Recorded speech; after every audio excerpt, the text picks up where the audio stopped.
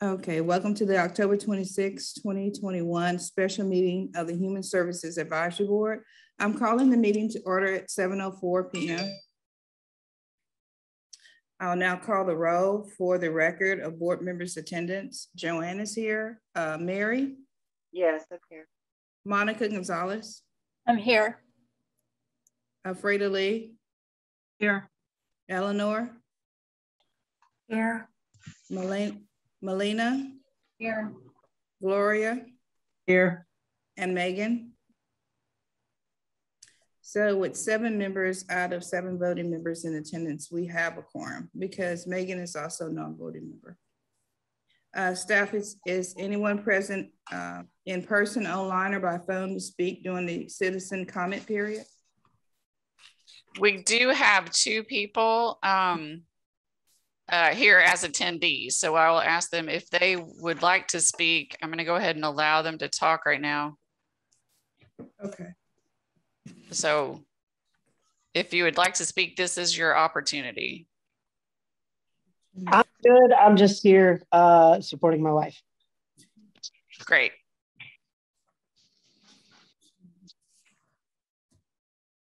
Okay. Okay, Joanne, I think we can go on. Sorry. Okay, we will now consider approval by motion of the October 19th meeting minutes. Do I hear a motion? I motion to approve. I second it. And second by Melina? Monica. Oh, Monica. Okay, I'm sorry. Does the board have any discussions or corrections regarding the minutes? All in favor of approving the minutes, please say aye. Aye. Aye. Aye. And again, say no. So the motion to approve it carries. We will now receive a 5-minute presentation by the applicant agencies for each program that was listed on this evening's agenda. Each agency will receive a 30-second warning as the 5-minute time limit is approaching. Each presentation will be followed by a 5-minute question and answer session between board members and the agency regarding the program or application. Members of the public are welcome to listen to the presentations, but will not take part in the discussion of the questions and answer session. Time limits will be strictly enforced on both the presentation and the question and answer session.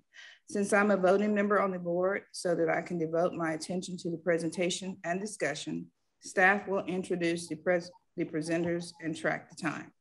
And that's Carol. Okay, and the first agency this evening is United Way of Hays and Caldwell County with Start Smart Hays and Caldwell Coalition. The program is called Born Learning, and the presenters are Michelle Harper and Alexandra Melius.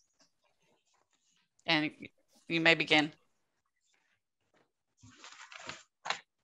Michelle, you are on mute. It's not letting me share the screen. Oh, let me, I've got to promote you. I just made you a co-host. Okay. Okay, that ought to do it. Awesome. All right, well, good evening. I'm Michelle Harper with United Way of Hays and Caldwell Counties. Alex is on the call as well. We are representing Start Smart Hays and Caldwell. It is an initiative. We just were designated as a Start Smart community. A lot of this is in your packets, but we did want to hit that it is a coalition and that our goal is to connect families to services, education, and tools to help prepare their child for kindergarten success. And one of the ways that we do this is by expanding our Born Learning program that's been a part of United Way for many years. And what we're wanting to do is expand that to use Bright by Text. Bright by Text is a application, a texting program that for many of you, you know that kids don't come with instructions. We have hundreds of kids being born in our community every year. They don't come with instruction books. This is tips, tools, and strategies for parents and caregivers that are supported by science and research. And all of that science and research should be in your packet. What I wanted to do is show it what it looks like so that it's not just some concept out there. This is some of the information that is on the Bright by Text that can be texted to someone. So a parent would go in, text a code word that we would create to a number. They would get a text back where they sign up their child with their birth date. I went in and did it before anyone freaks out. No, I'm not pregnant, but I did it if I were expecting, so that I could see exactly what that looks like. So the text would go anywhere from pregnancy through 8 years old, all kinds of tips and strategies in between there. So if I were a new mom and I was signing up, these are my actual texts that I received. Things like mood changes are normal in pregnancy. Here's some ways.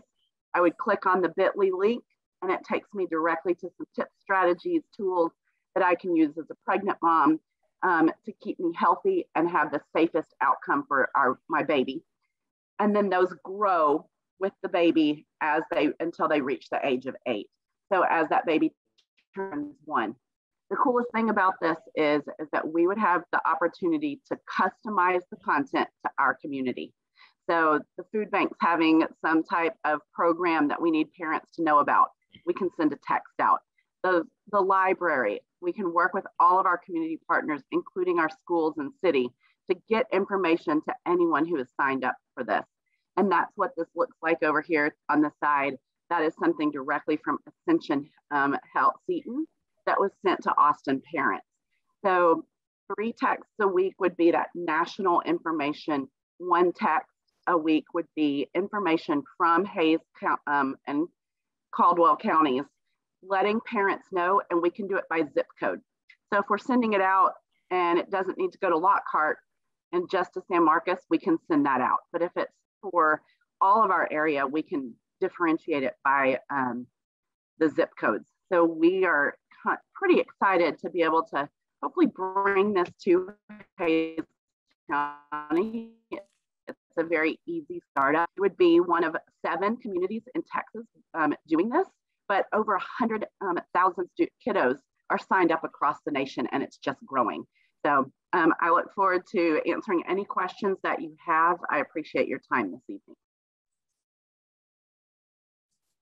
Okay, thank you. And we'll go ahead and start the question and answer period. I have a question. Are you currently serving Hays County right now? United Way? Yes, or this program? This program would be an extension of our Born Learning program. So it's an addition to all the other Born Learning programs that we're doing. So it adds to what we do with Born Learning, and it's just adding that text component. Born Learning materials are part of that national norm information that would go out. Okay. Mm-hmm. And we've been serving Hays County for about 7 or 8 years with our Born Learning materials.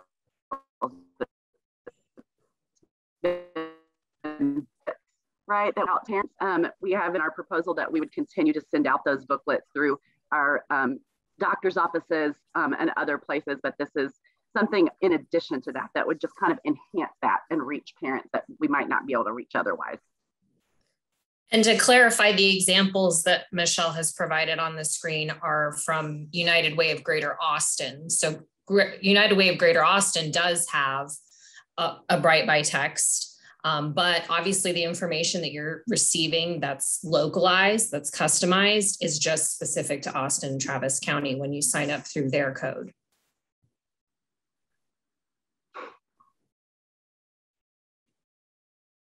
How many parents are you currently servicing? That's a great question. Our booklets have been sent out for over 5 or 6 years through the hospital, through all of our Head Starts, through some of our different programs. Before COVID, we were running actually a Born Learning Academy at the school district where we were actually teaching parenting classes. Because of COVID, because of some just other things that kind of went into that Born Learning Academy, it is not the best use of our dollars. And so this is a way to reach more parents and get this information out. It would be a great idea to say that we have an exact number, but if we've been doing this for the last 5 or 6 years, and we were giving out 200 or 300 booklets a year, I would say we've at least touched 1,000 parents at some point.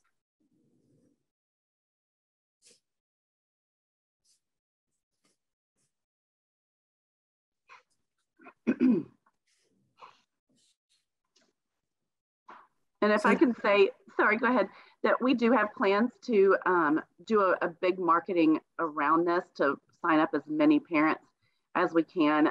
There's dollars built into the budget. There's United Way dollars and coalition dollars.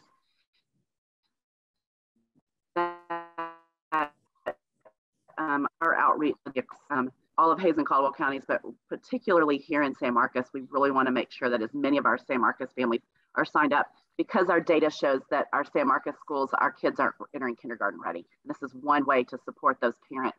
No one else is supporting all of the parents 0 to 5 in our community like this would have the reach to do.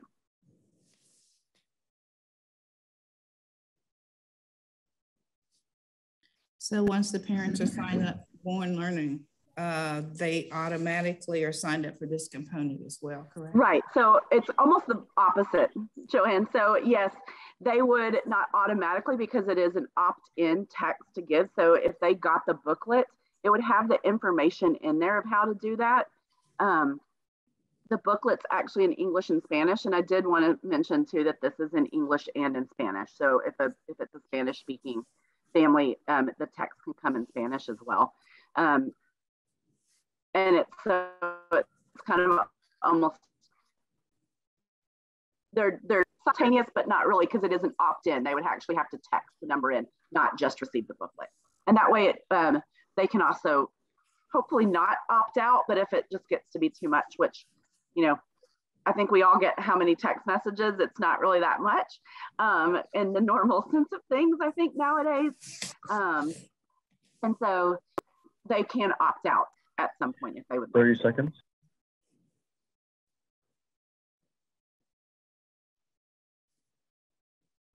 Any other questions? All right. Thank you all so much for your time. We really appreciate it. We look forward to continuing to serve all of this, the kiddos in our Hays and Caldwell counties, especially San Marcos, where we're all based. So thank you all so much for your time tonight.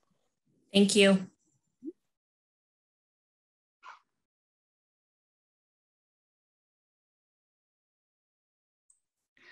Okay, and then next we will go to First Baptist NBC, and here to speak on the outreach ministry is Shannon Carr. Excuse me. That's okay. Good morning. Oh, good evening, everybody. And thank you for just allowing me to be in. I just want to get down to the nitty gritty. First of all, First Baptist has been around for over 150 years, not realizing how much we have impacted the community. And we've all done it through heart. That's just part of what we do.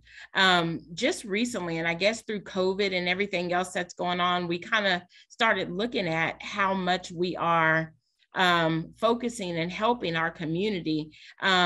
And we wanted to start making this something that is no longer a hidden treasure in San Marcos. And so we wanted to go ahead and start working on being able to provide this opportunity at a bigger level. We have always partnered with our community and abroad to try to give the families and community in San Marcos the opportunity to receive resources, partnering with Borden's Milk, partnering with some local organizations, and even partnering with, I don't remember the name, but it's a truck that comes in and just drops off a lot of food at our church. And so we're just so excited about the things that we're doing, and we want to continue to do it just at a bigger level. So the funding that we're asking for is basically to expand what we're doing now, and then also start taking data, which will help us truly understand what we're doing as a community and as a church. We've had longstanding relationships in San Marcos, and so we're really wanting to continue that. The one thing that I wanted to just let you know about is that when we were doing the food pantry in itself, the food pantry is something that it was, oh, we have food, let's go ahead and give it out. But now as we structured it more, we've realized that there's a lot more that we can do. And so what we're wanting to do is to make this a little bit more broader, expanded, and really utilize the people that we are connected with. Texas State, utilizing the volunteers that we have. And I got to tell you, 75, and I just looked at these numbers, 75% of our volunteers are folks who have received our food before. And so they are just doing that full circle and then helping and giving back to the community. So that's just such an awesome fact just for us to finally realize. One of the things that we're wanting to also do is expand our counseling. People of color or tend to stay at home, tend to not really focus on their mental wellness, on their physical wellness. And so we want to make sure that we are arming our people of color to be able to learn and get those resources that they need and know that there's resources out there. And so just in that, we are partnering with an organization called No More No Mas, which is out of Austin. They're going to come in and train us with trauma-informed care so that we would be able to give back to our communities in a bigger and broader way to the individuals and families, and to make sure that they're able to sustain themselves, because a lot of times we receive and then we keep receiving, and we want to make sure that people have the resources they need to sustain on their own. And so we're really excited about having No More No Mas come in and be a partner in this venture with us. We have provided for a very long time. We've also been a part of the disaster relief hub when we had that terrible fire that happened July 2018. And I just found this out too. I didn't know that 211 had us as one of their primary places to give out or to refer people to. I need to call them and thank them or send them a card or something. But just the idea of people knowing that this is something that we do. And I hate to say it, but we didn't know that we were doing so much. So in the process of getting everything laid out in foundation, we want to make sure that we impact our community as much as we can. Thank you. Okay, and before we start the question and answer session, I just need to remind our board members that if you're not on video, you are technically not attending the meeting by open meetings law. So it's all new and different for us. Yep, there she is. Okay, thank you very much. And so then now let's go ahead and start that 5-minute question and answer session. I see you're partnering with No More No Mas out of Austin to come in and train you for services that you feel that the community, your local community needs. But you're also partnering with Joni Wilson to offer counseling as well. Can you tell us a little bit about that? Yes, ma'am, absolutely. So Joni Wilson is also a young lady of color. She has her LMSW, and she's going to be assisting us as well. She actually is as part of our individual and family counseling now.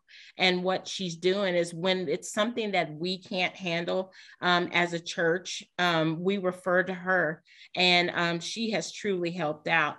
No More No Mas is a wonderful partner that we have right now, a cohort that we're wanting to learn from and also bring to the table a lot more than what we're offering right now.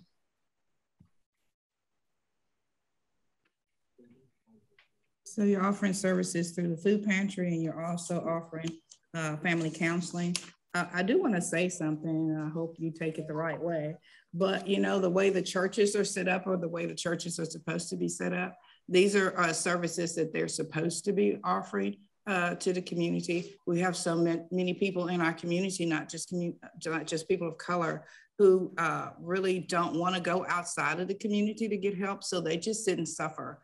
And to know that we have a church in our community that's offering these services where they don't have to sit and suffer, because they are accustomed to you being there. And I'm sure that they feel comfortable with you being there and comfortable in coming and saying, hey, I need help here, or I need help there, or I need to help out outsource for, other help that I need, I'm sure that they don't have a problem with that. So I'm thankful that you're in the community that you're in and that you are offering these type of services that really the church should be offering. Yes, ma'am, absolutely. The one thing that, and I hate to say it this way, but it was more so, it was word of mouth. And so part of what we're wanting to do is finally get out there and market what we do and what a church is able to do for you and for your family and for the community. It's just something that we don't have the resources right now to truly get out there. And so we want to make sure we create that foundation. It's been 150 years, it's time.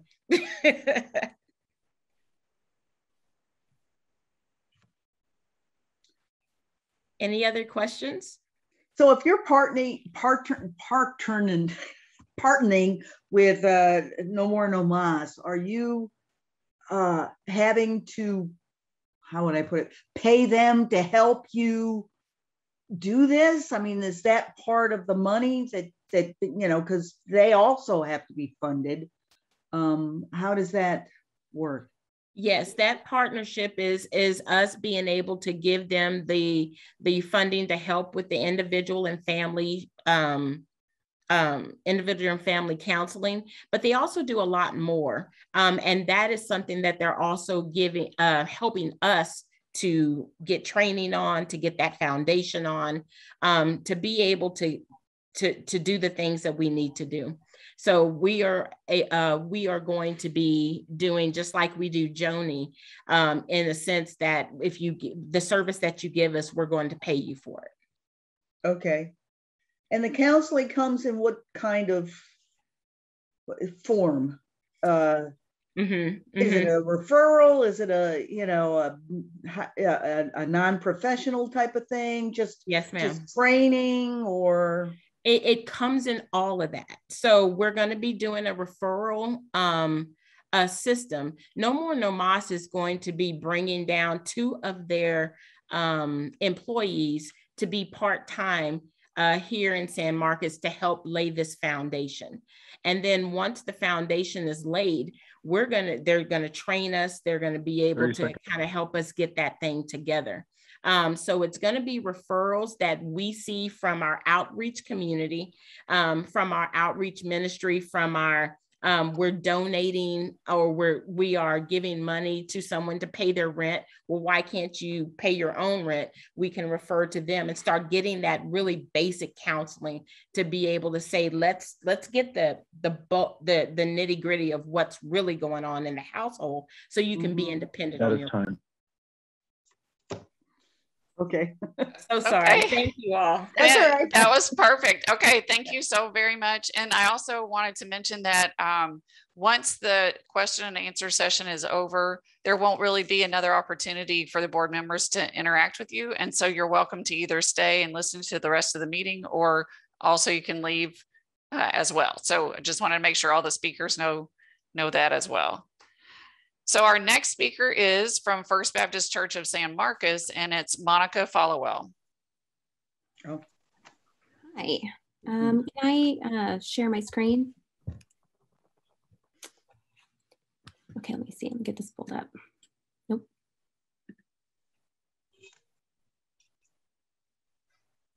There we go. First of all, I just want to say thank you so much. And I'm so excited to tell you about this program. So let me pull it up right here. Hold on 1 second.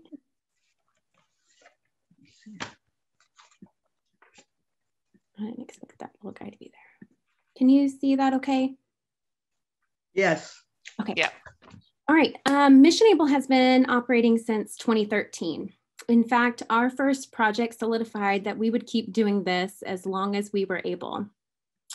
While clearing a home of trash, we learned at our very first project that a man was living behind the home in literally the doghouse. He was homeless, and so we invited him to join us in the work. We learned his name was Abel. We fed him with the other volunteers and brought him, we bought him an outdoor shower, as well as gave him some wages.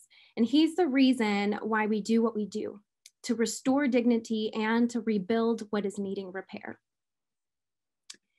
A few of the projects that we have come across, we've left, on the left is an issue of inadequate shelter.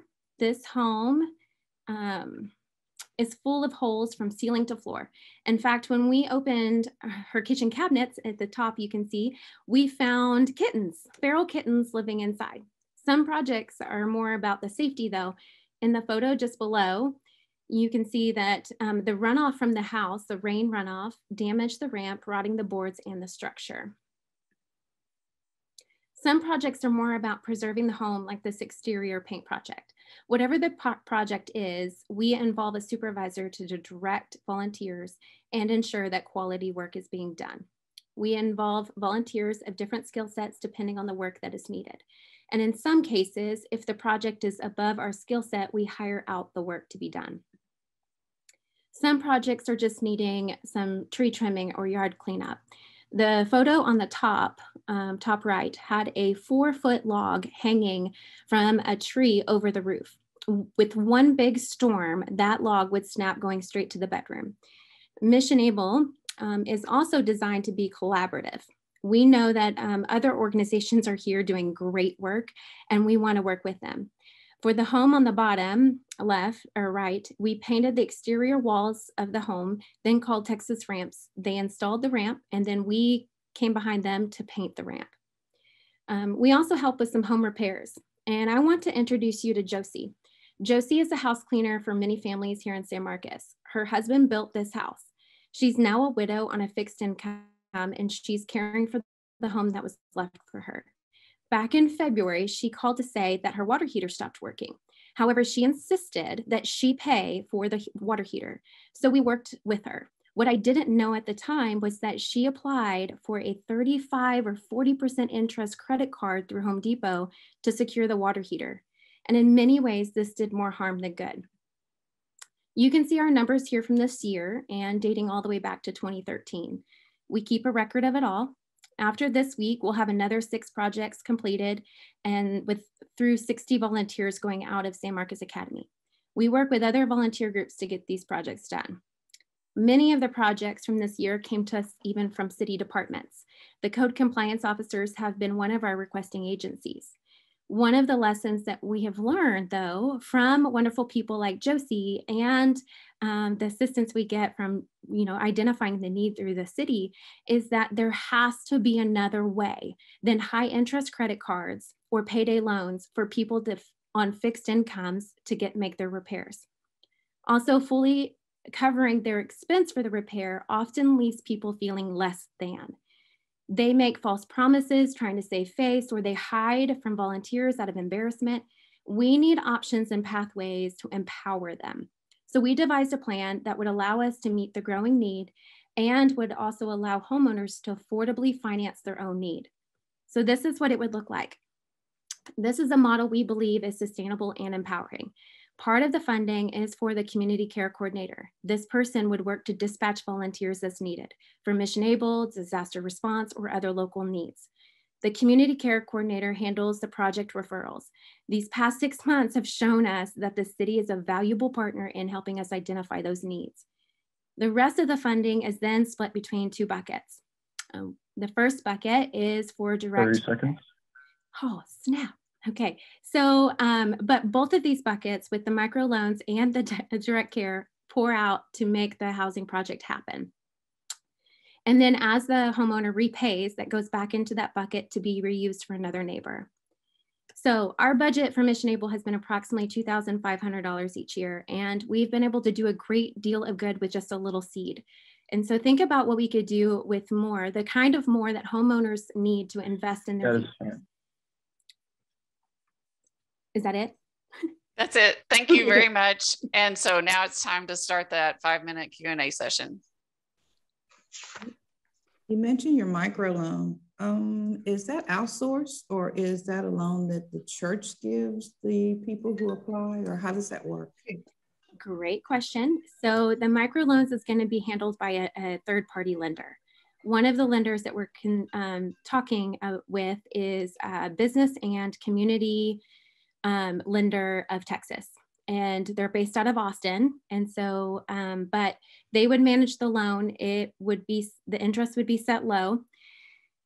They actually suggested, after I put all this together, about a 4 to 6% interest. And so that would only equate to a couple dollars to cents each month. But it would be a pay it forward model that they would oversee. And then when the loans were approved, they would send that directly to the third party. So either those dollars would come back to us to purchase the materials, or it would go directly to a contractor or hardware store, or whatever, or whichever organization was, purchasing the materials to make the project happen. And then we would be able to see how many projects $1 completes. Since these are going to be small loans, probably no more than $5,000, and that would probably be very extensive. These loans would be given one project at a time. So one home could have multiple projects. I went and visited one this morning, and the first thing that was needed is leveling of the home, and then some flood retention to keep water away from the home. And then the third project would be the roof. And so we could do one project at a time. As they pay back that loan, we could consider another one, showing that they're of good faith to repay. Does that answer your question? Yes, it did.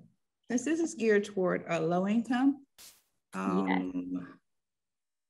Have you ever had, how taxing is a loan on them? How taxing is a what? A loan for them to be able to complete? Well, so that's where we would offset. Yes, we would work with their budget. What could they afford on a monthly basis? And then we would work that out. And so, if we needed to find other vendors to help offset cost of materials, then we can, but we would essentially use that direct care fund and the microloans to make it happen. And so if we need to do a little bit more on the direct loans portion of things, or if we need to get more creative in how to make it happen to keep their loan, payable, then we will. We have that room to be able to do that.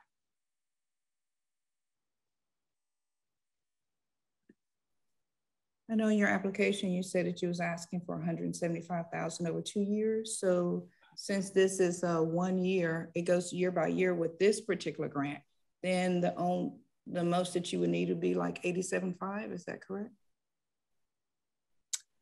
Per year? Is that what you're asking? Yes. Yes, essentially. So the piece that's really the 2-year portion is just that community care coordinator. We just want to make sure that person is, that position is sustainable to where they can build that program, because this is a totally new model for us. And it is on a larger scale than what we've been used to. But the rest of the funding with the buckets, we would work that out as needed. We would never spend more than what is in the account to use. So, because I think this is money that is dispensed over each quarter, correct? Is that right? The grant. Oh, yeah. That's correct. So we would never use more than what's there. And so we would never loan more than what's in the bucket. But the beauty of the microloans is that it's way more sustainable in terms of people pay back, and then those monies can be reused. And so even though there's the $51,000 in that bucket, that could potentially be returned and then be reused year after year after year. How many clients are you able to help a year? Well, so this year I want to say we've helped about 20, and I have there's 6 more that are going to be we're working with this week, and I have about 9 other people that we are trying to get to before the end. That is time. Okay, thank you very much. And then our next speaker will be Splash Co-working. The program is Future Proof Your Career, and the speakers are Karina Boston Penales and Jeff Zhao. Hello, thank you everyone. And you need to, we need to share our screen. Is that correct?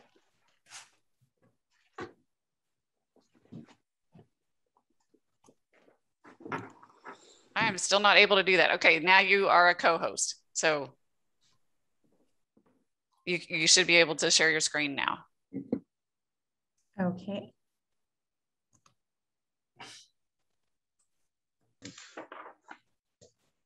All right, thank you. You can hear us just fine? Yes.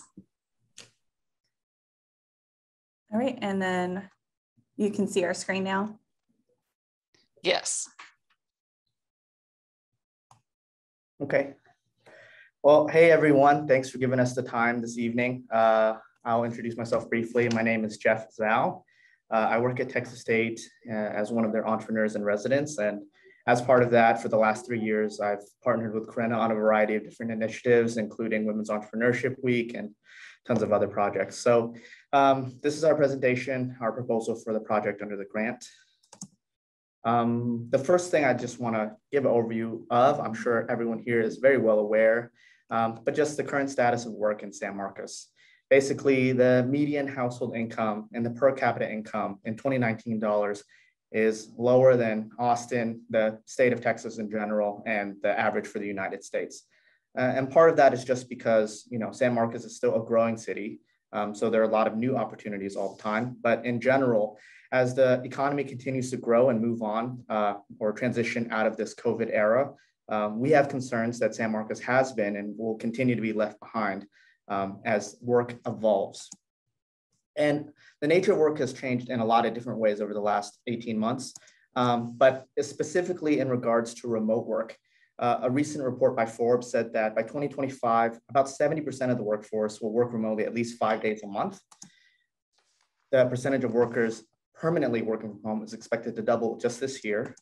And 74% of companies surveyed plan to permanently shift employees to remote work, at least partly part of their workforce post-COVID. And this includes major companies like Facebook, Twitter, Square, among countless others. And so when people try to engage in remote work, among many structural and systemic issues that keep people from accessing these sometimes more lucrative and career advancing opportunities, infrastructure and tech capacity is a big one. So if you're going to a remote job interview and you don't have a good image, you don't have a professional setting, your microphone is difficult to hear, even before reviewing your CV, cover letter, and all those other things that go with an interview, you get written off the list basically as someone who's not prepared, not professional, not equipped, not with it, and not a good candidate. And that's not really fair because a lot of people haven't invested in that because they haven't had those kinds of jobs before. It doesn't mean they can't do them. And so under our grant, we're hoping to help employees and the labor force in San Marcos access these lucrative and career advancing job opportunities by giving them the same things that pretty much every career transition requires: resources, training, and support. For our project, that looks like a couple of different things. So I'll just go down the list. First is language and accessibility of support. Obviously, that has to come first and foremost in any kind of initiative. Second is professional wardrobe rental. This is for specifically professional headshots as well as the interview process itself, so they can come off as professional and prepared. Resume auditing and editing. This is something that both Corinna and I have done. I do it as part of my job through the university, and Corinna does it for people in the Splash community as well as employees here. Interview preparation and training. An interview station, which is something we proposed, basically a space in Splash that we designate for having your interview with appropriate lighting and the proper infrastructure to have a good interview. Work equipment. So once you secure a position, if you do, then you should be provided with some basic infrastructure, basic tools like webcams and other work supplies in order to continue that remote work. Work clothing, because depending on the role that you have, of course, dress codes vary, but sometimes you may need a certain kind of clothing in order to continue this work. And office space here at Splash Co-working, which is something that program participants will be able to access so they can perform in their roles. That's our proposal. Open for any questions. Okay, thank you very much. And we'll start that 5-minute Q&A now. There was a letter in your application, I guess, from the city, from Carol, addressing your nonprofit status. Were you able to get your 501c3? And if not, were you able to successfully partner with a nonprofit organization that will allow you to be umbrellaed by them? We actually do have our status, and I'm happy to share that with y'all. And we have filed. We have our 501(c)(3) status.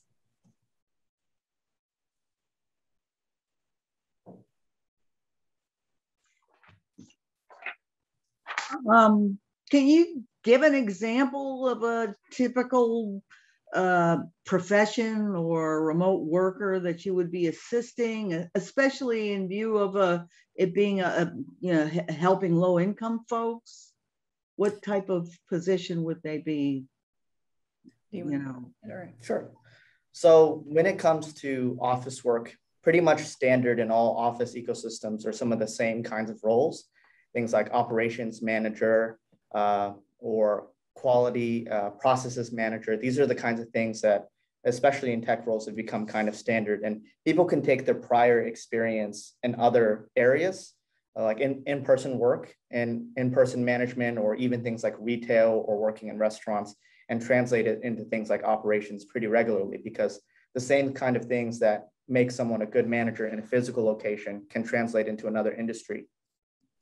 We've in the past run a couple of workshops here at Splash Co-working where we have worked directly with low income members of the community in helping them translate their skills and transfer their current skill set into a remote position.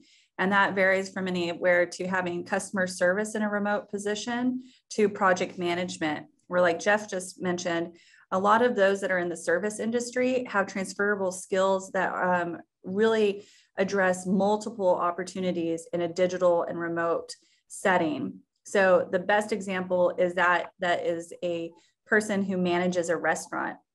They deal with not only logistics, they deal with personnel, quality assurance, and other manager type needs in their setting.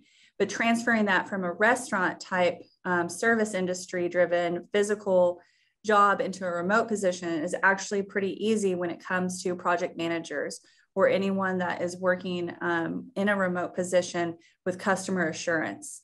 And so this program is to help them understand their adaptive skills and also apply that to higher income opportunities. When the pandemic hit, Splash Co-working partnered with about 20 different other incubators, accelerators, and economic development programs in the region. And we came up with a robust list of employers in order for people to have access to jobs that were readily available that were remote. This list, along with some of the members of the Economic Development Council in San Antonio, has been used over the past year and a half. And it was us actually reaching out to employers to receive job opportunities that we could promote and push towards our community that had been either let off or was not able to return back to work through the pandemic. This effort on Splash Co-working's partnership with the other organizations allowed for us to get a real feel for what the needs were in the community. And that's how we came up with this program. We addressed over 200 people that inquired over the past year and a half. And some of the gap needs that they had was not even being able to access the application or to be able to have high-speed internet in order for them to get a position that would actually elevate their career. So everything within the grant has been curated based on those responses. Okay. So employers contact you and say, I have this need. Can you fill it? And you match it up? Is it like Indeed or something? Okay. We actually, one of our members here at Splash Co-working works for Indeed, and they have been able to work with us directly in providing opportunities. The contacts that we have within our network is refreshed on a monthly basis of employers that have these opportunities. this list that we coordinate with several other co-working spaces is updated regularly. And then there's the Digital Jobs Facebook group that has a lot of different application opportunities that's weekly updated. And that has over 5,000 members in it. Okay, and time has been called, and so we'll have to end there. So thank you very much. Appreciate your questions and y'all's time. Okay, thank you. And we will go on to our last speaker for the Will Thrive Foundation. Program's name is Mental Health Services for San Marcos Youth. And the presenters are Eduardo Rios and Laura Johnson. And Monita Rios. Okay. Yeah, I also need to present. So if you can, somebody can make me a host. Ah, there you go. You should be in, yeah. Yep.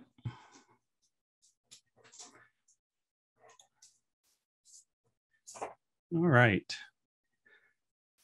Can you see it? Yes. Okay.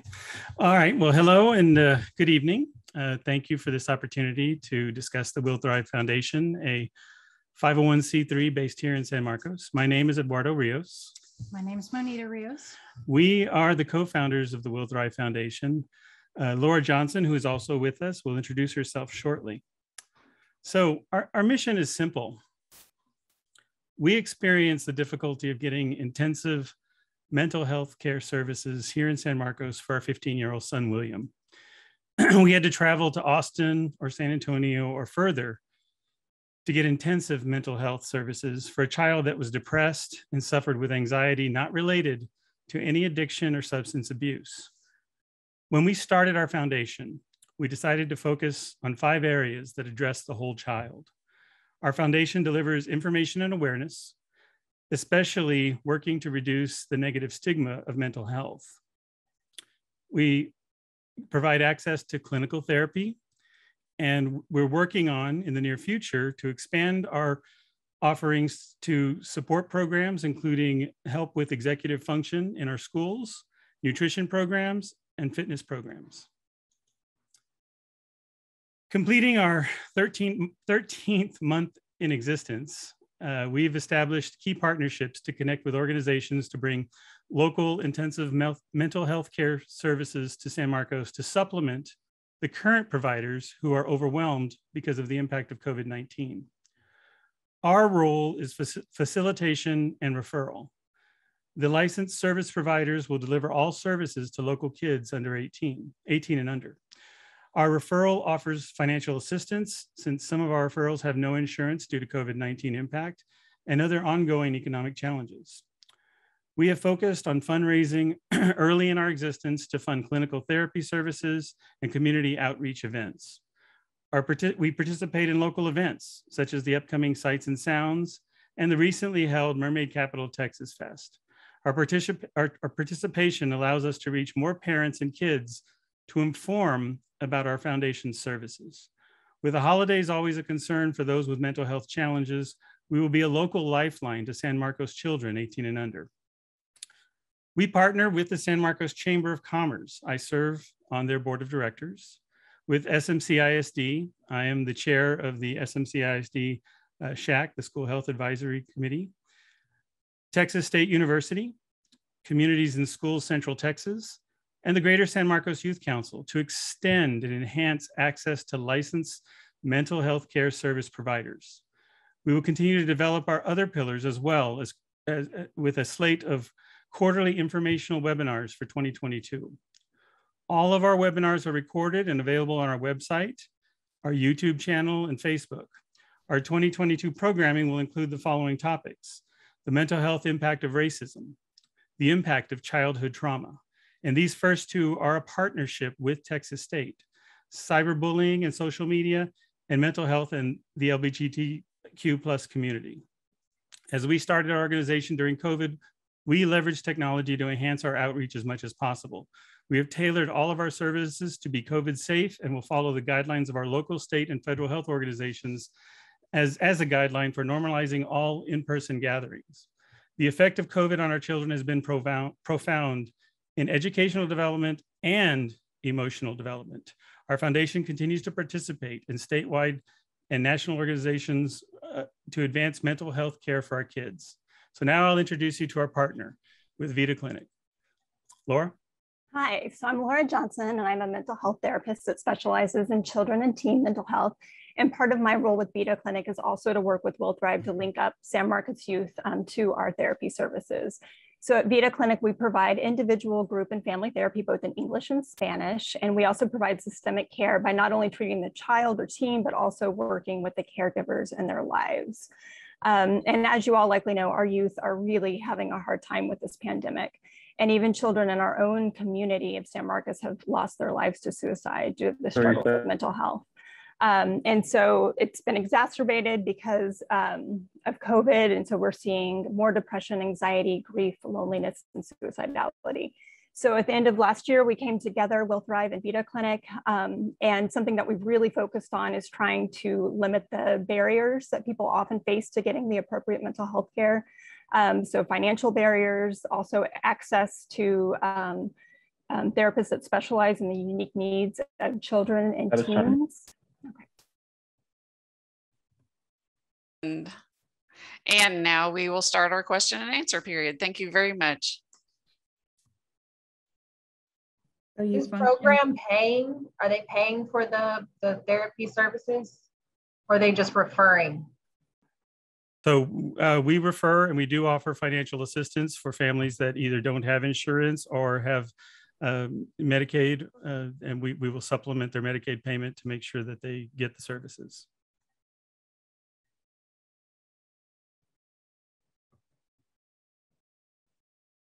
So you operate as a referral service, but if they need help, you also help them with whomever you refer them to? That's correct. Financial assistance? That's correct, up to 100%. And the way it's structured is we will fund up to 12 sessions, and then we evaluate after those 12 sessions, you know, if it's working and helping, and then renew that for another 12 sessions.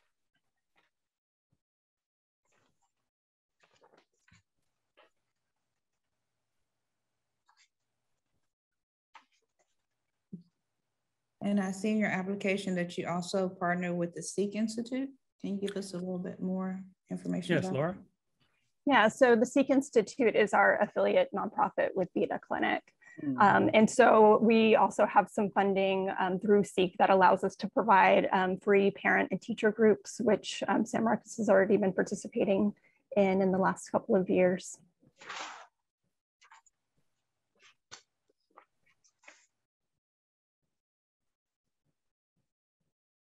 Yeah. So the board of directors are all family members?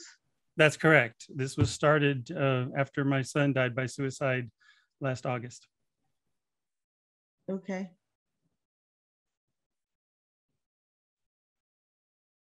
Is it a paid position? No, there is no paid positions in the foundation. Okay. And you had a fundraiser this year? Correct. Yeah, we participated for our first fundraiser with the Capital of Texas Mermaid Festival and did the scavenger hunt, and teams signed up and paid a registration fee to go and take their picture with all of our mermaid statues, posting them on our Facebook group, and then we sold some T-shirts celebrating the event.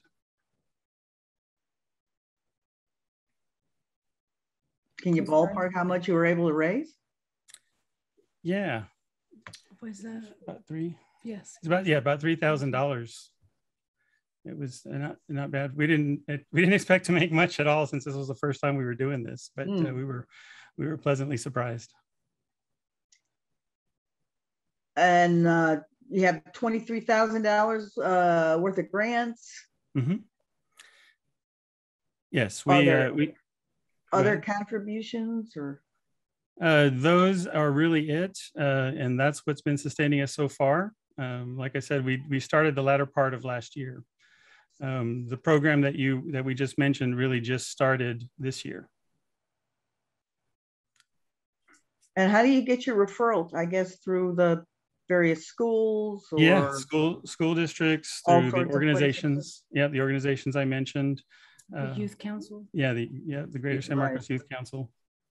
They refer yeah, we also help out because we are able to provide Spanish speaking licensed therapists, and that's a big plus for some of these organizations. And that's directly through Vita Clinic.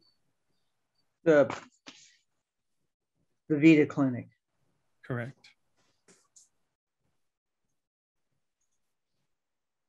Seek Institute, they're able to go inside the schools. Do y'all go inside the schools as well to talk to the liaisons? Or? Yeah, so Vita Clinic is the service provider for Seek Institute. Yeah, and our specialty for the last 10 years has been school-based therapy, but with the pandemic, we've moved to teletherapy and working on more community-based programs. Are they located in San Marcos, the Vita Clinic? We're based in Austin and then serve surrounding areas. Mm-hmm. Okay, because it says Central Texas. I was just wondering. Central Texas. Mm-hmm. Okay. But is it one location as well? One location in Austin, or? Right now we have offices in Austin, but we do we have therapists that live in San Marcos. Sure. And have even done home visits in San Marcos. Okay. Okay, and that's okay. I'm sorry. Okay, I guess we'll be hardcore and just go ahead and cut that off. I'm sorry about that. Okay, and so that is the end of our question and answer session. Thank you so very much. Thank you all. Take care. Okay, and with that, I will turn it back over to the chair of the meeting, Joanne Parsons.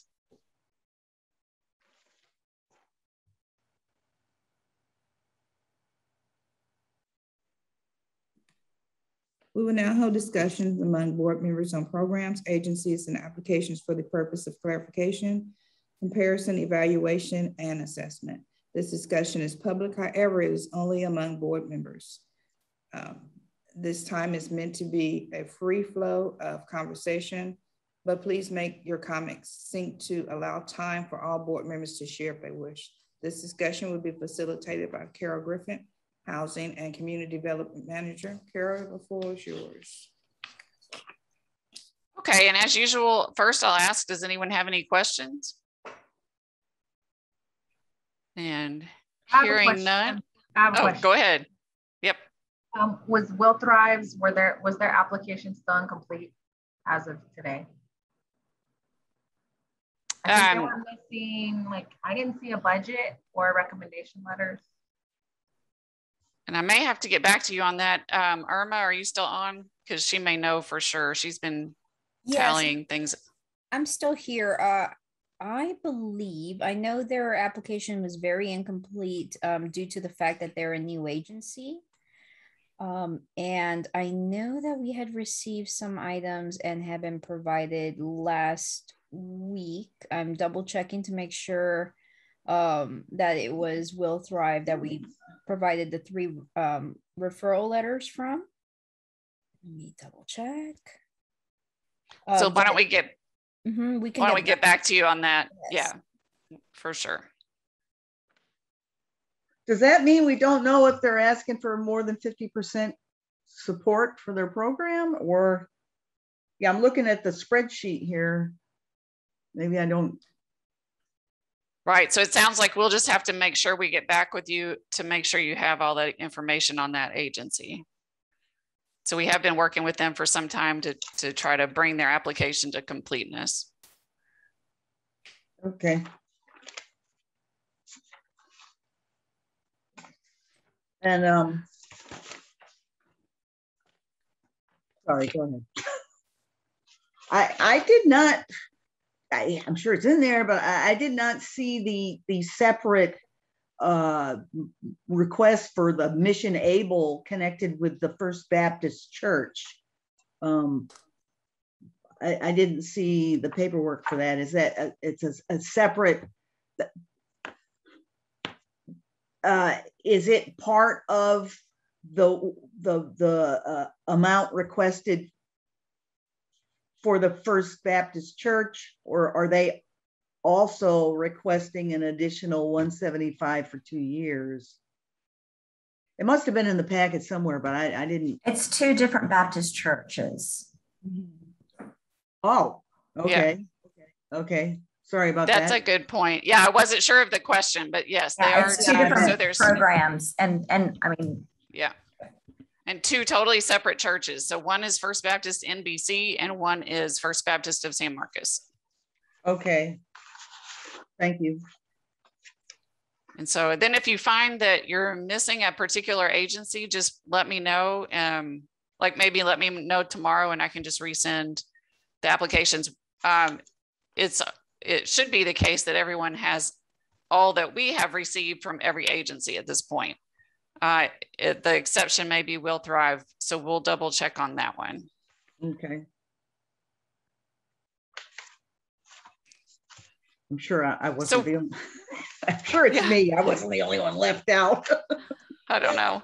And so then typically we also use this time to talk through the different applications that are presented this evening to help make them memorable. So we do want to spend some time on that. And then after that, I thought I would just check in with y'all about scoring. So that's coming up next. But first of all, were there particular things that you found memorable about these applications, especially because we do have 2 First Baptist churches? You know, have you got things separate in your mind? And what was particularly noteworthy about these presentations? The More in Learning, I like that they added a new component to their organization or to what the services they provide, the Bright by Text. Almost like it better than the original. I'm accustomed to the Born Learning because they've asked for funds before, but that they've added the Bright by Text, I kind of like it a little better because I like the component that they added to it. First Baptist Church, the rehab, I like that as well, that they were going out on their own. They are just super organized, going out on their own, finding homes to rehab. They have a way for them to seek funding if it need be. And also read in their applications that they will help with 50% of it. And then the other 50% they might have to seek funding for. I think that was the one that they were set over a 2-year period. So I really didn't get clarity on that, but I like that they were doing this on their own. Wondering if they tried to partner with Southside Community Center because they also do the rehabs and they have money for this as well. And maybe the people that sign up for this service won't have to get a loan if they can maybe partner with Southside, because I know that they don't do loans. Will Thrive, I like this program, and that it was really birthed out of a tragedy, but it's almost like a preventive measure that they're putting in place to make sure that this doesn't happen again. And so they are partnering with different organizations to, if they have an overflow, they're making sure that the flow is not so contingent on the person that needs the help, but it can be a steady flow of services given to the kids or to the people in need. And Splash, what I liked about Splash is that they were setting up interview stations and offering clothing if they need it for interviews. I know that I worked with several organizations about 10 years ago who offer clothing to back to school moms or ladies that were trying to get back into the workforce. And then First Baptist Church, I love everything that they're doing in a community, and that they have been doing this for, all my life that I've known, 150 years, offering some type of service to them. And now they're just asking for help so that they can extend the service. But I like that, like the food bank, I like that they are in a community and they're offering that service to a community. So, and that they're also reaching out, outsourcing to other organizations that can bring in training and help them to offer better services. And then partnering with Joni Wilson, who has several master's degrees when it comes to social services. that's able to help them as well. Okay, and I did want to note for the record that Joanne Parsons just admitted she's 150 years old, because that's what I heard her say. So just trying to bring in some levity. What else struck you about these particular presentations this evening?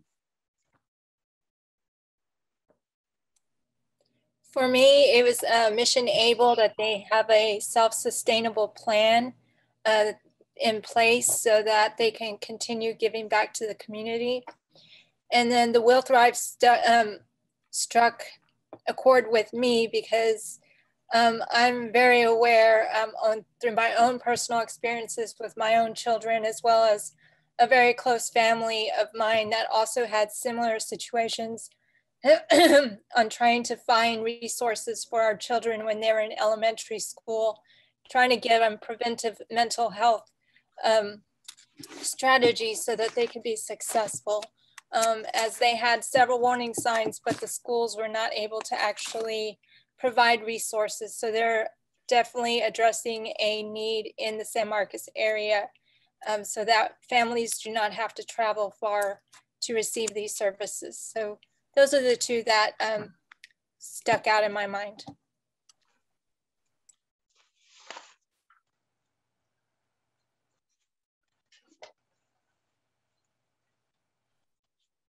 Yes, I also like the pay it forward, you know, concept of the Mission Able.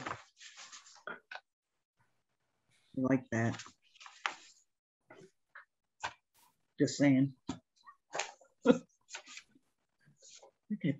like the expansion of the Born Learning United Way and bringing in a new aspect, a new way to reach community members. It's I think it could be really great, sharing information, sharing different information from other community services organizations. I'm glad to see that they're looking for new opportunities to get the word out. I like the Born Learning program because looking at their presentation, it looks like they reach out to women who are suffering from postpartum depression. And I recently read a story about a woman who was suffering and she didn't know who to reach out to. And I think this is something that would be very helpful for women, especially if someone reaches out to them first.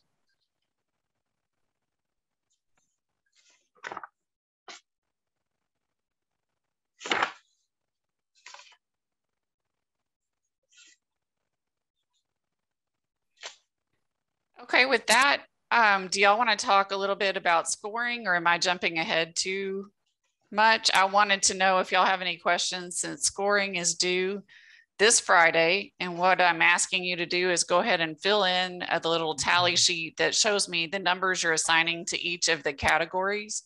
And I'm happy to, you know, answer questions or kind of walk through that process with you if needed.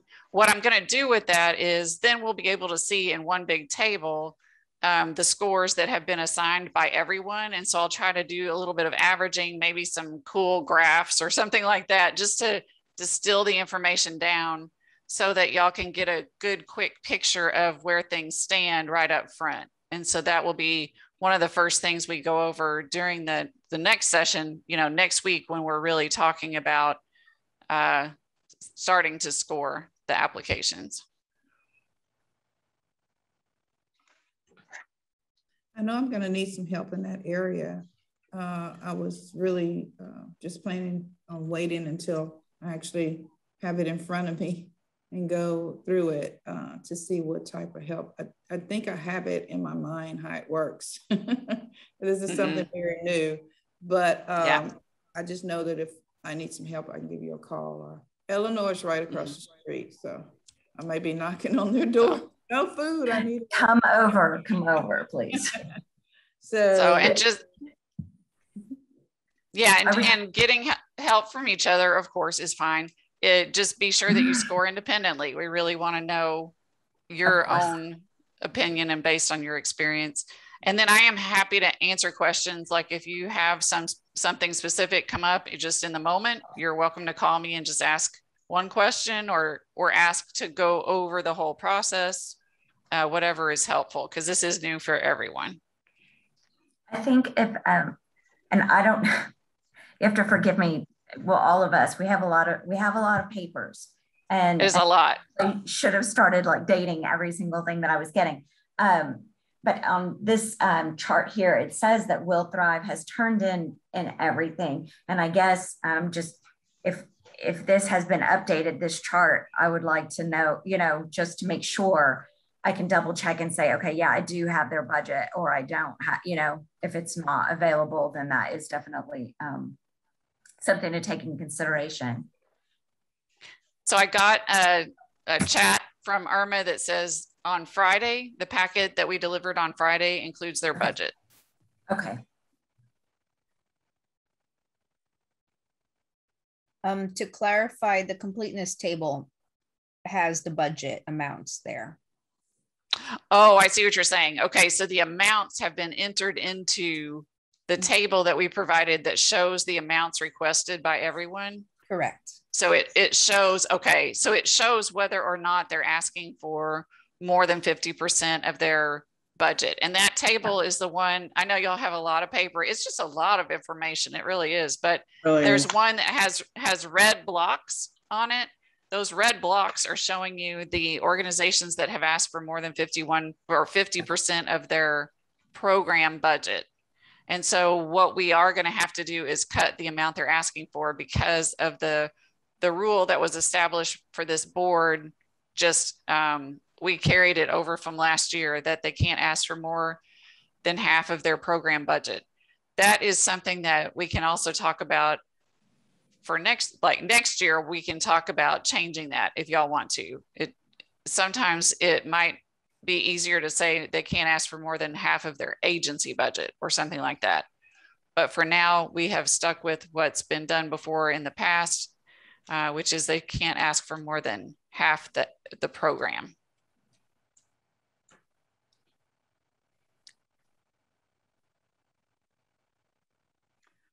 So just on a very, practical point, when we turn in the scores, are we putting it in the, well, you can see it. It's the program evaluation sheet where it talks about the max, maybe you can see it, the maximum, this small, do you see that? Yeah. Okay. Yes, that's where you're in. Yeah. Are we turning that in versus there's 27 pages of the evaluation of, and then there's a blank. You see that? And then the back side is the risk assessment. Is that what we're turning in, or is this considered our notes, or? Okay, so the table is what I'm asking for right now, because I'm going to use it to give y'all a quick picture of where things stand right up front when we start discussion. The notes are the other sheet. So the one you showed second, yeah, where it has just the categories listed one by one, and there's one organization per sheet. That was provided in case you want to take some notes as you go through the applications. You don't have to use those pages, but you can. And so those we will actually be picking up from you. We'll be asking you to turn them in at the very end of the process.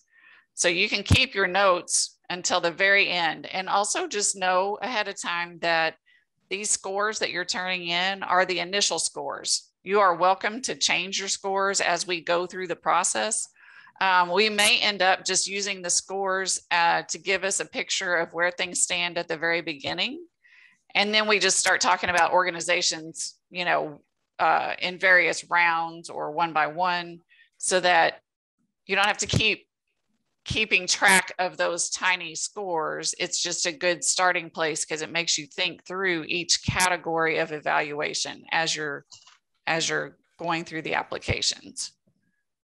So just to repeat, I need the tally table this Friday by 5. At Friday, the very end of Friday, not Thursday. Friday at 5. Okay. is what we're aiming at. I think that's what I said. I was going to make myself do it over the weekend. So I think it's Friday at 5.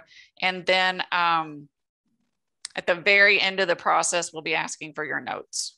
Okay. All right.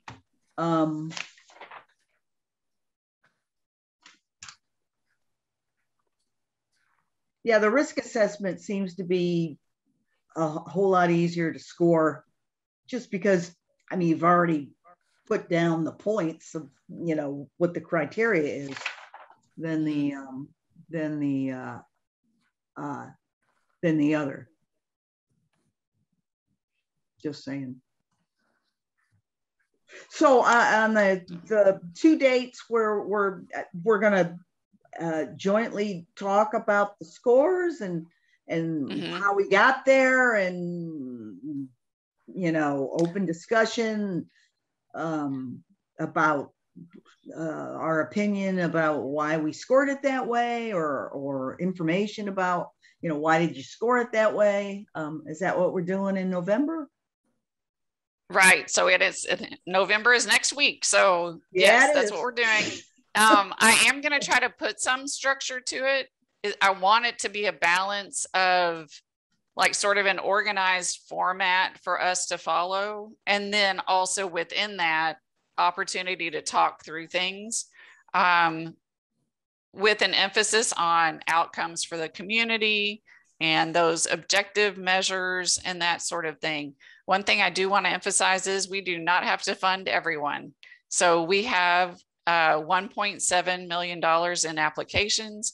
We have about $1 million to provide to agencies. And so I think it's just a very different thing all the way around this year, I think. But I do want you to know, no need to fund everyone. So don't go in thinking that you have to do that. And so it's kind of like, what's the best for the community? And so I'm going to try to help facilitate the conversation just to keep it moving, basically, and use some voting techniques or something to help us get through it, because it's a lot of agencies at once. Okay.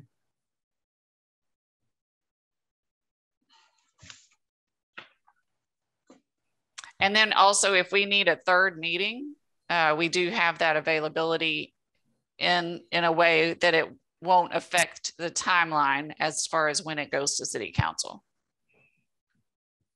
Okay. So is this virtually or in person? Oh, both or all the discussion meetings are going to be virtual. They're going to be the same format basically as what we have here. They still have to be public meetings. The chair of the meeting still has to be in a public place. But other than that, yeah, I know it's different, isn't it? That's what they came up with at the state. So, but yes, the poll said there was a really strong preference for virtual meetings. And so we're going to go with that. So the public is going to be attending the meetings of the 2nd and what is this, 2 and 9 November? Anyone can attend, yeah, to listen. They can't interact. They can't interact, but they can listen. Cannot, right. It's a public process. Real quick, Carol, when you say we don't have to fund, that means we can give them like $0 or just not as much as they're asking, much less than they're asking? You can give $0. Okay. You can also give less than they're asking, etc. But yeah, you can choose, and it's really, you know, it's not an insult, really. I mean, of course, these agencies need this money. It's just a matter of fact that there's not enough to go around, and so I just wanted y'all to be sure and know, yes, you can give $0.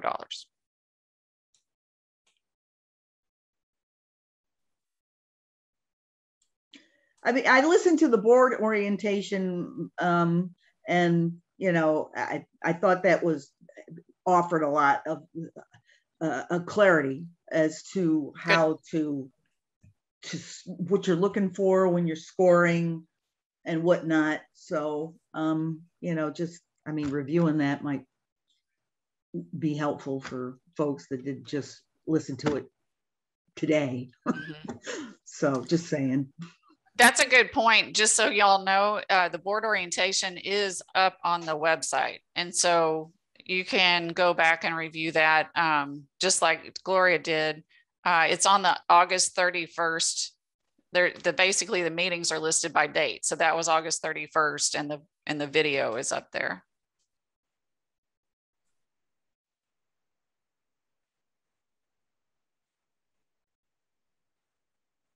So any other questions about scoring, or is there anything else that y'all would like to discuss about applicants? We are at 8:25 already, so I guess that's usually when we stop. Well, you got any unsolicited advice about the scoring? Yeah, you know, I would say just try to be very methodical. Like if I was doing it, I would try to set myself up some questions that I ask about each entity and kind of roll through it that way.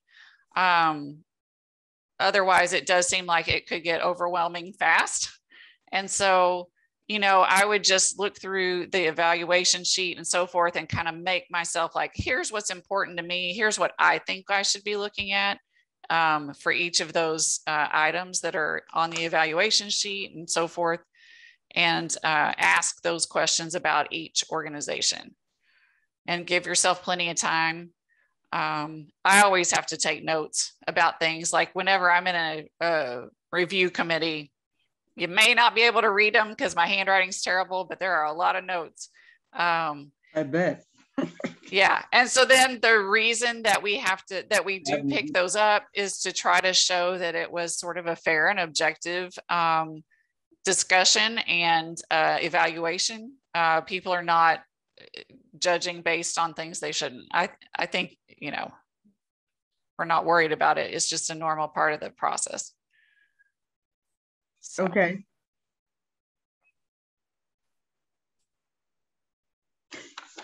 Okay. Well, I mean, with I that, get that the public's invited, but doesn't it make it a little less able to be candid about what we think about funding? I mean, how do you work around that? I was thinking the same thing, Gloria. It's like, what? So what are you saying?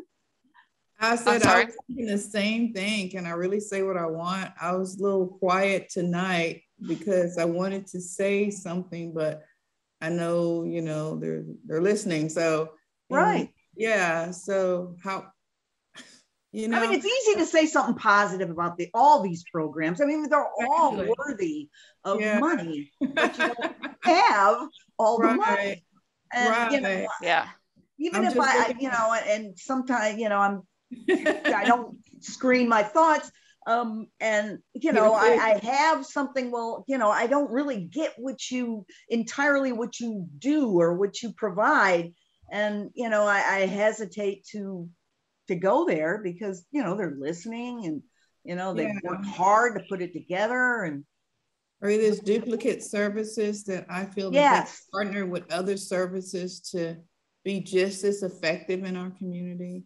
Well, and I think that's an important issue and, you know, unfortunately the turn-in of the scores really couldn't come at a worse time in my life. So I would love to go through because I think the duplication of services is a very important point, and people that are much more aware of what's out there already and what services that much more knowledgeable about that than I am.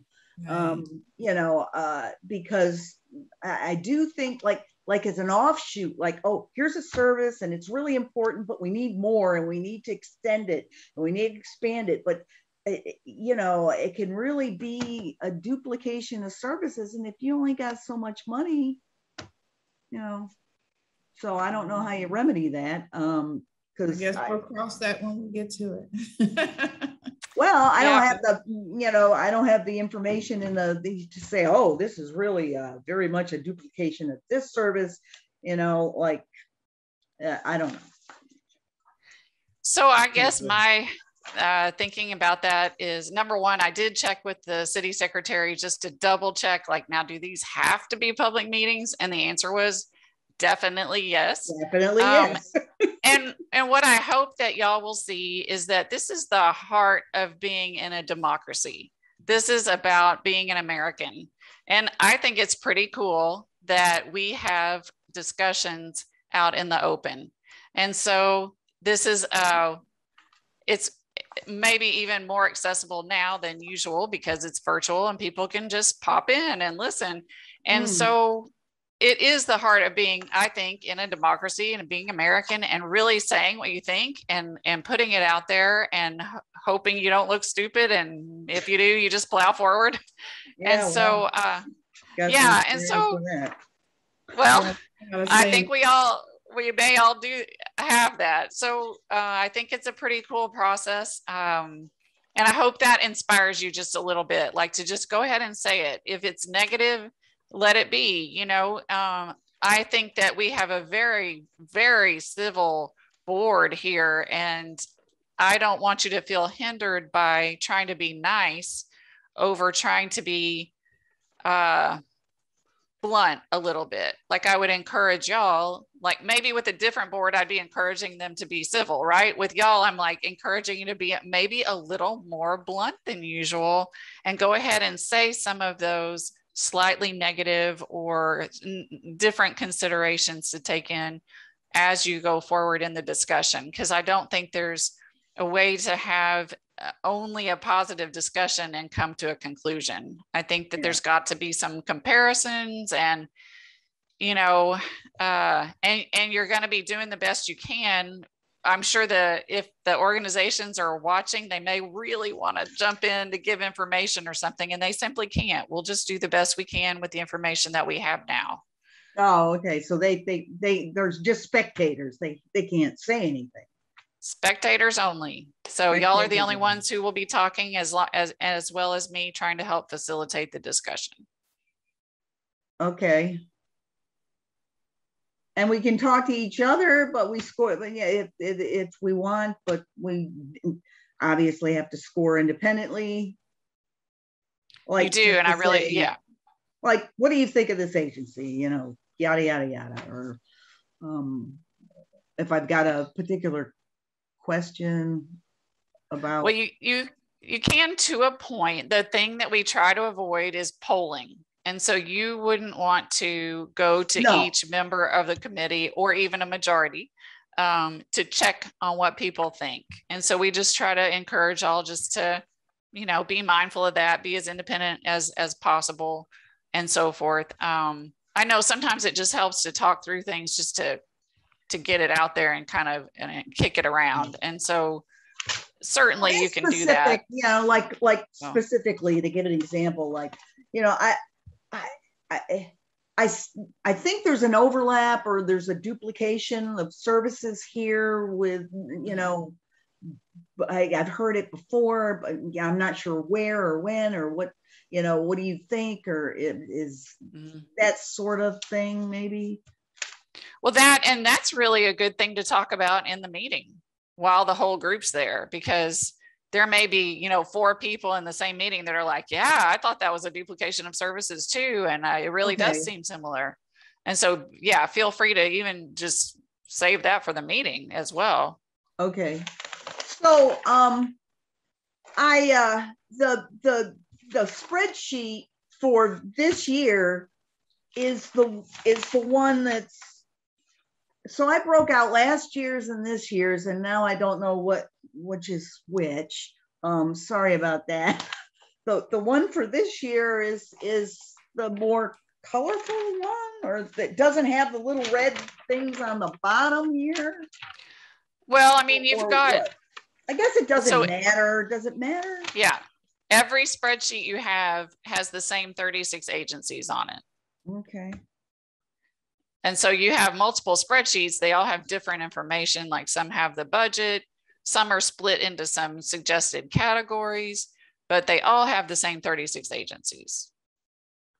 Well, it's just a small part of the information that I find valuable is, okay, I'm asking for $100 grand this year, and last year I only asked for 50.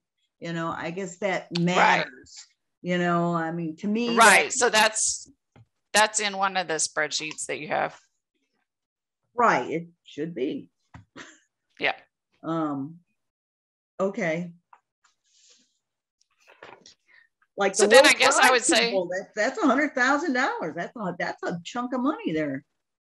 We have, yep, there are several that are quite large requests this year, more I think than what you've had in the past. So at this point, I would probably wrap it up if that will be okay. So we don't go too late, but please feel free to call me with any other questions that you have and so forth. And so I'll go ahead and turn it back over to Joanne. Okay. It's now time to receive updates from board members on activities since the last meeting. Does any board member have an update for the group? All right, we will move to the next item, which is future agenda items. Board members may provide requests for discussion items for a future agenda in accordance with the board's approved bylaws. No further discussion can be held related to topics proposed until they are posted on a future agenda in accordance with the Texas Open Meeting Act. Does any board member want to request an item for a future agenda? Thank you. We will now move on to agenda item called question and answer session with press and public. This is an opportunity for the press and public to ask questions related to items on the agenda. Staff, is anyone present in person, online, or by phone to speak to this agenda item? Carol. Okay, and I guess we will, I guess I would say we do have one attendee extra. And so I would say if you have something specific to the items on this specific agenda only, tonight's agenda, then we would be able to accept questions. So then we do not. So then I would say we do not. Okay. Thank you all for participation. Do I hear a motion to adjourn this meeting? The motion was made by. Motion to adjourn. Okay, there you go. And do I hear a second? Eleanor. And. Thank you, Eleanor. Okay, all in favor say aye. All against, Aye. all against say nay. I will now adjourn this meeting at 8:37 p.m.